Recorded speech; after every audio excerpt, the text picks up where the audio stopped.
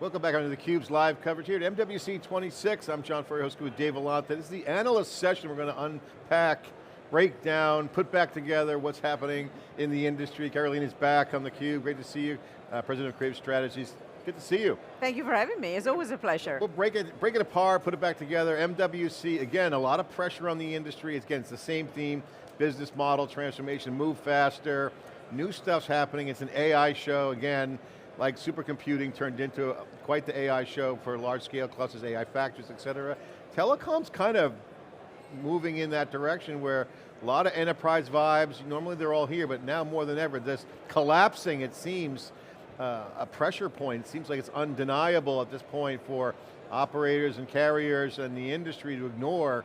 Yeah, I think that it is a reflection of how technology is everywhere, and so the moment there's a pressure, we feel it across the board. And it seems to always happen that you have pressure on the technology from a pricing perspective. Last year was tariffs, this year is memory, and then the geopolitical situation that is adding even more pressure. I mean, even what is going on in the Middle East has really had an impact on Mobile World Congress. A lot of people that were making their way here didn't make it and got diverted. So the show feels a little bit lighter than I was expecting it to be.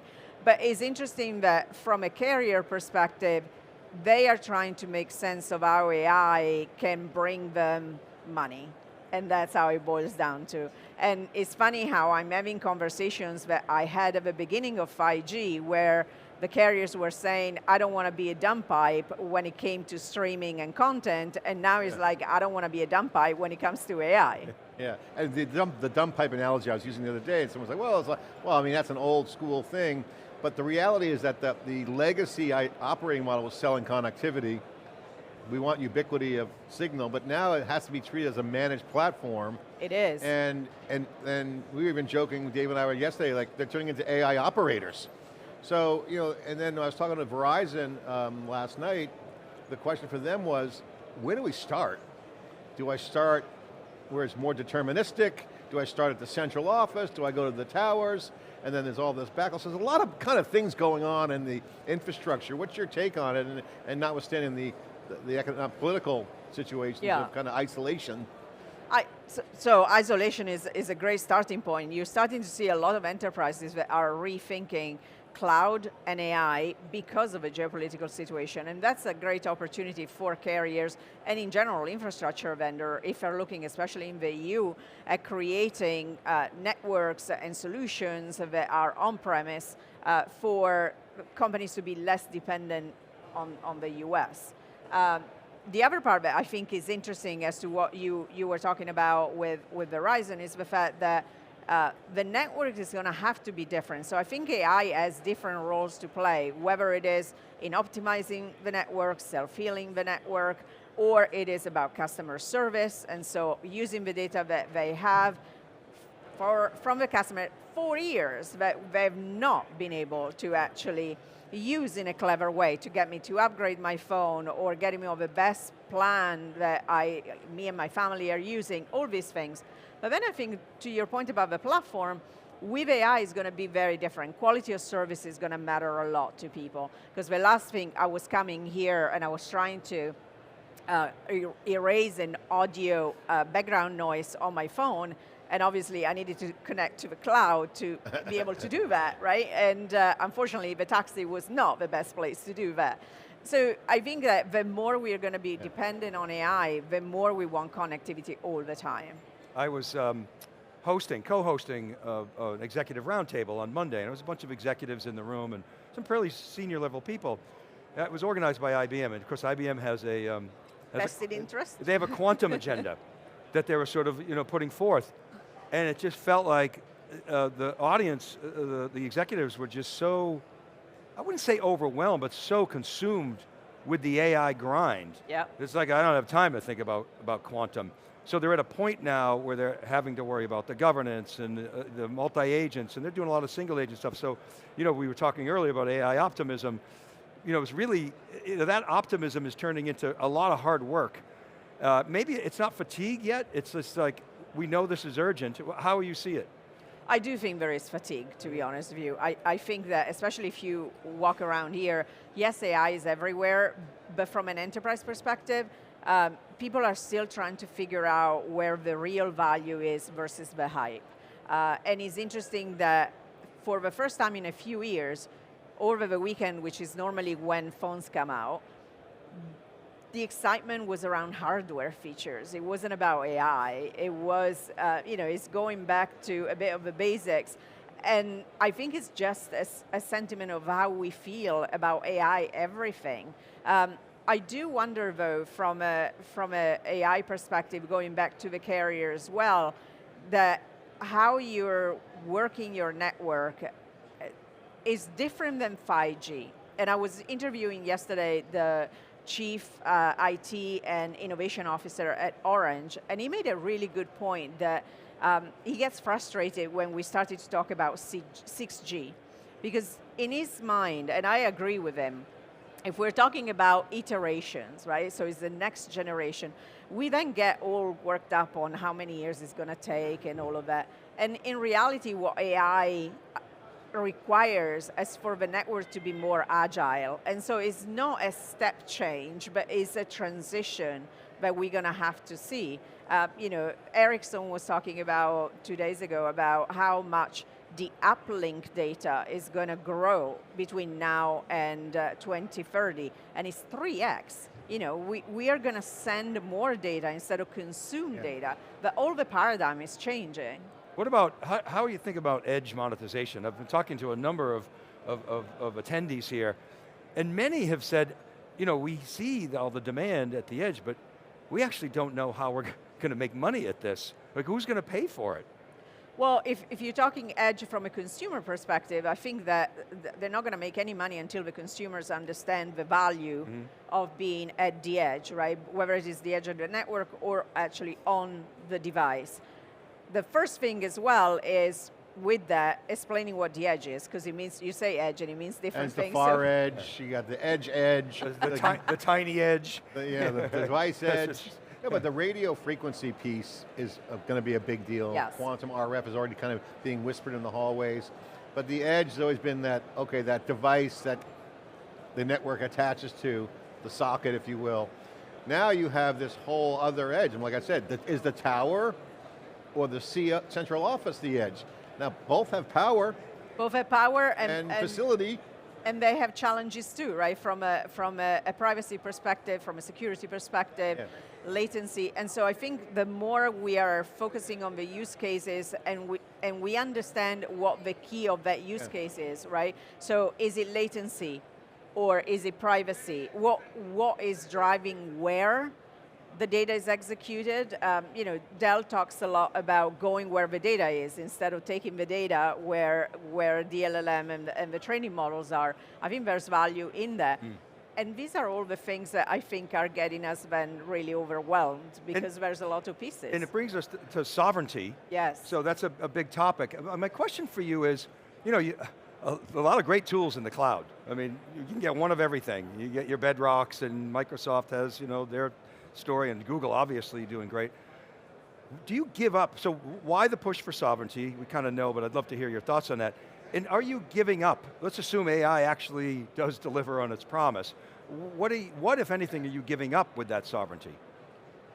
So the push is because organizations and countries now want to be more independent, and they want to fully be in control of what AI, from the LLMs to actually the data, is for them.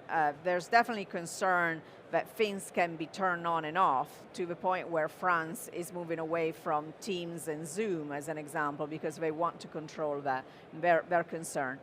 I don't think you need to give up anything if that sovereign solution is parity, it gives you parity with the overarching solution, because I think when it comes to AI, culture matters a lot, localization matters a lot, and so you talk less about leveraging data that is worldwide if you're an international organization versus really applying to your local market. And so that you feel like the tooling will find its way to those, the tooling and the technology will find its way to those sovereign estates? Yes, as long as the vendor is not creating something that is subpar because they don't think it through.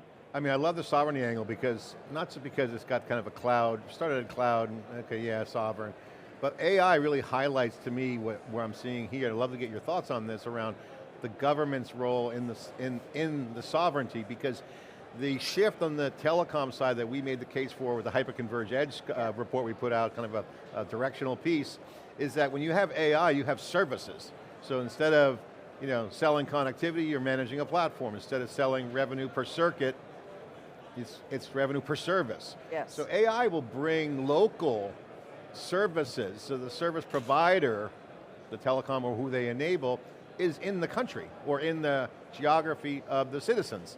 Yes. So it makes a good logical case that having some societal, non-tech view. It does, absolutely. Because the people being served, whether it's a dentist office or a business, transportation, consumer, walking around with a robot phone, or a business user who wants a provision of VLAN to the corporate office, I mean, that has to collapse. Yeah, and the understanding of your local market is always going to be better than not trying to deploy one solution across different regions.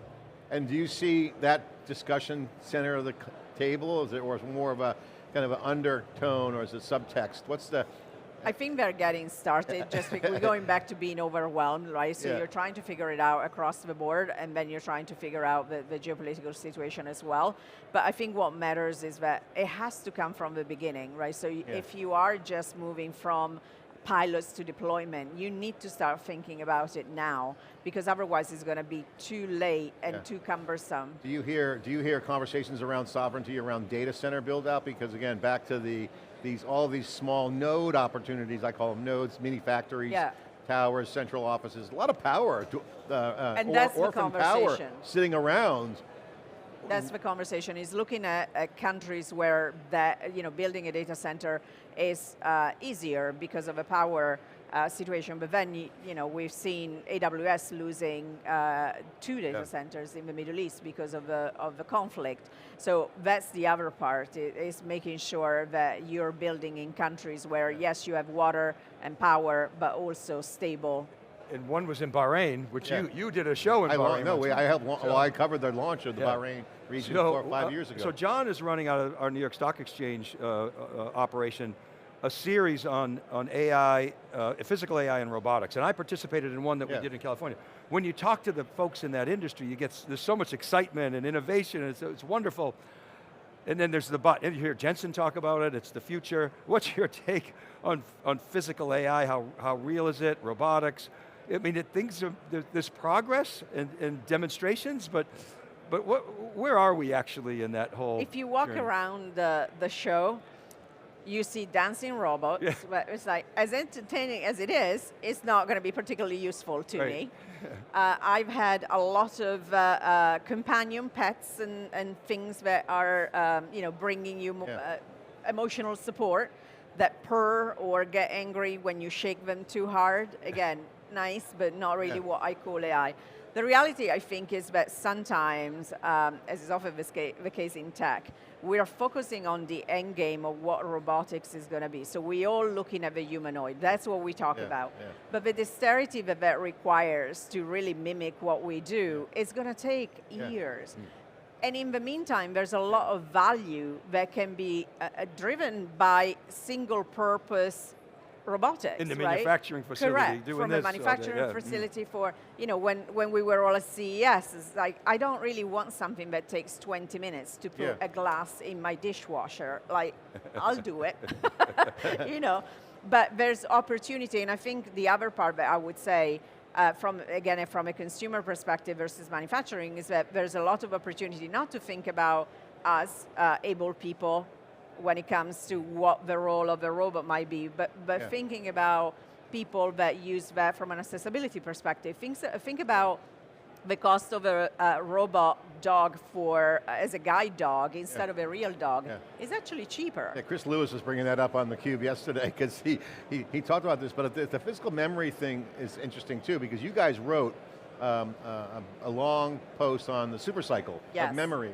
And Dave, I was talking last night on a panel I was hosting around physical AI, and what came up was the challenge of inference with physical devices on memory. So load a large language model or any kind of AI into the physical device, it's going to draw power, right? So you have to maintain this swap concept of swapping in and out. So like, if an autonomous car loses connectivity, or a robot loses connectivity, they have to have have determinism in the physical, in the device. So, and they're constantly managing the memory swap. Sounds like the old PC days back in the 90s. And Ben, sorry to interrupt, Ben Baharan just put out a post on X saying how he thinks CPUs at the edge are actually going to outperform GPUs in terms of volume. And of course I chimed in and said, let's debate that. Well, there's many good threads to that comment. I wrote a post on that too. But there's a supply chain side, but this is actually a performance issue. So this brings up the edge conversation. So the edge has to manage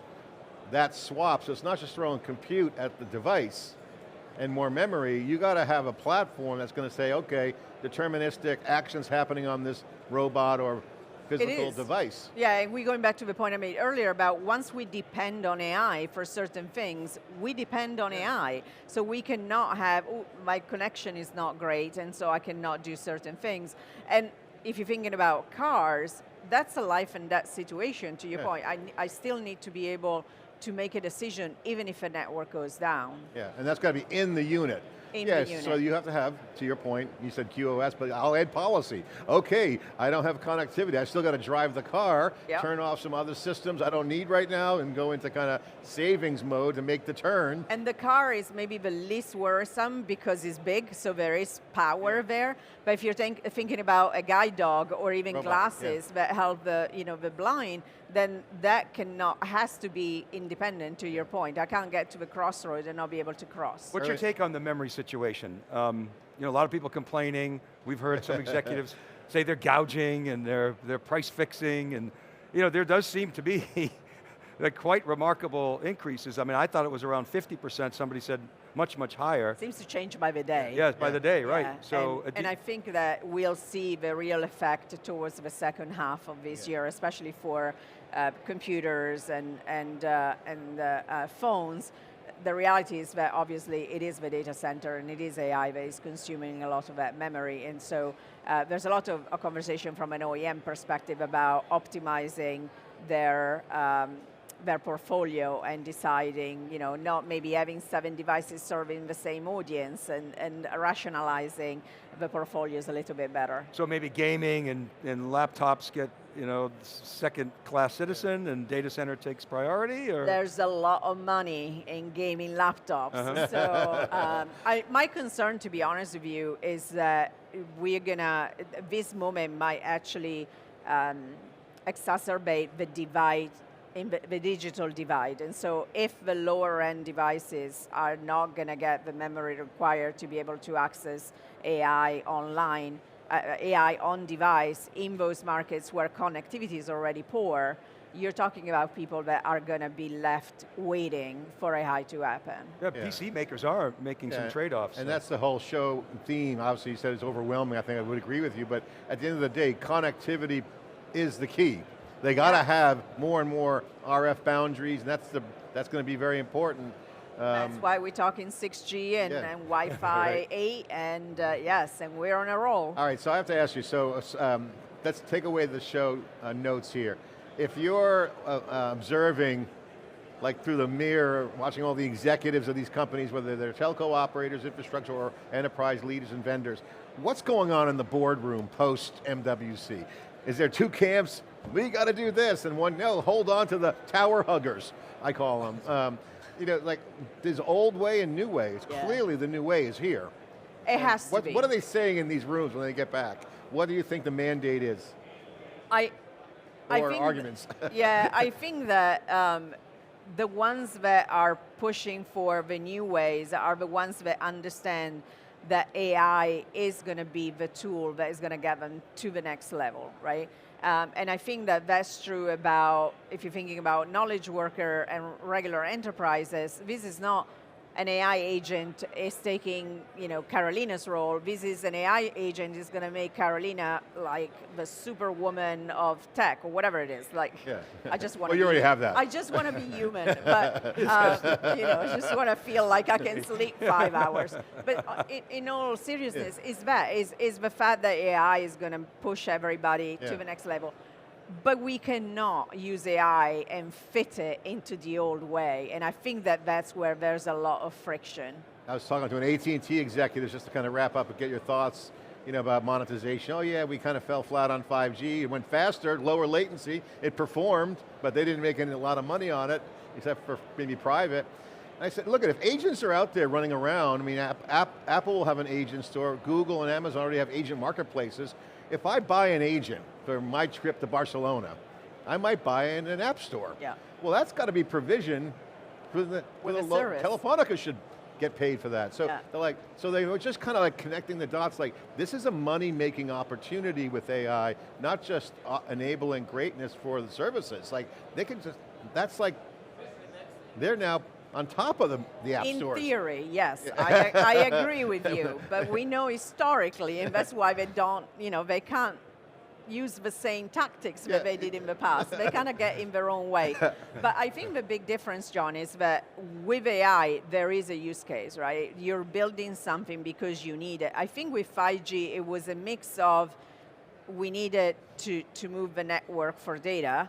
Obviously, the app economy was booming at the time, but from a consumer perspective, a lot of things weren't built yet, and you change a lot from an application perspective. So I think... We all got better Netflix. Yes. Hey, thanks. On the go. No, in all seriousness, I do think that there's a easier case for 6G. Yeah. But to your point again, like people need to think about it differently. I think 6G will be a proliferation of more and more devices, like we saw with Wi-Fi. Yeah. A lot because of the distance, but the terabit speeds. You can have amazing radio networks. They're virtualized. I mean, Ericsson's demo is pretty damn good. Qualcomm has been talking about personal AI, which is built on an array of devices that you carry, whether it is your ring or your buds or your watch, and all of those are collecting data that then is going to send somewhere to make sense of it and give you a very personal experience. So again, we go back to the uplink, right? There's all this data that the sensor are picking up. It's not necessarily about, I have my Meta glasses in my bag with my screen. It's not necessarily that. It's the glasses knowing where I am and the information I need as I walk around this show. And as Scott McNeely said, there is no privacy, get over it. Oh, well, I mean, also the conversation around east-west traffic within the radio meshes will be another big discussion point. So, a ton of architectural, mind-blowing things happening right now. With the fact that we all been talking about the technology perspective, and then you have the IT manager that doesn't really care about that. They want to just make sure everything works. Yeah.